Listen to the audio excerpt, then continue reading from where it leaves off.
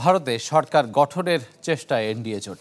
তবে আগেভাগে একক সংখ্যাগরিষ্ঠতা হারানো বিজেপির কাছ থেকে দাবি দেওয়া আদায়ে তোড়জোড় শরিকদের। একাধিক মন্ত্রী প্রতিমন্ত্রী পদের দাবি নাইডু, টিডিপি ও নীতিশ কুমারের জেডিইউর। গেরুয়া শিবিরের এই দুরবস্থায় এক হাত নিতে ছাড়ছেন না বিরোধীরা।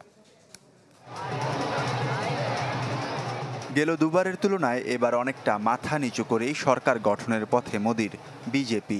ভোট ব্যাংকের জনপ্রিয়তা কমায় একদলীয় শাসনের ক্ষমতা হারিয়েছে গেরুয়া শিবির। একক সংখ্যাগরিষ্ঠতা না থাকায় সরকার গঠনে বন্দুক রাখতে হচ্ছে শরিক দলগুলোর কাঁধে। বেকায়দায় পড়া বিজেপির কাছ থেকে দাবি দেওয়া আদায়ে উঠে পড়ে লেগেছে শরিকরা।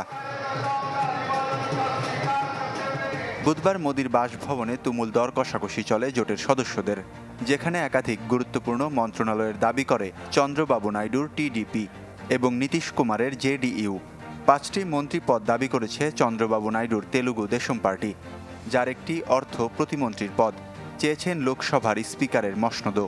সাথে সড়ক, স্বাস্থ্য ও শিক্ষা মন্ত্রণালয়ের দিকেও নজর আছে 16 আসন পাওয়া টিডিপির।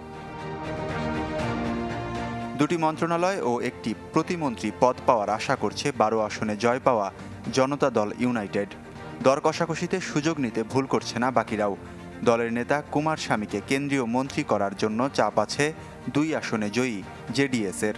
বলা হচ্ছে কৃষি মন্ত্রণালয়ের দাবি করতে পারে এইচডি দেবগৌড়ার দল। তবে অভিনেতা রাজনীতিবিদ পবন কল্যাণের জনসেনা কোনো কেন্দ্রীয় ভূমিকা চেয়েছে কিনা তা নিশ্চিত হওয়া যায়নি। বিজেপির সাথে মন্ত্রী প্রতিমন্ত্রী নিয়ে বোঝাপড়া চলছে একনাথ শিন্ডের নেতৃত্বাধীন শিবসেনা ও চিরাগ পাসোয়ানের এলজেপির।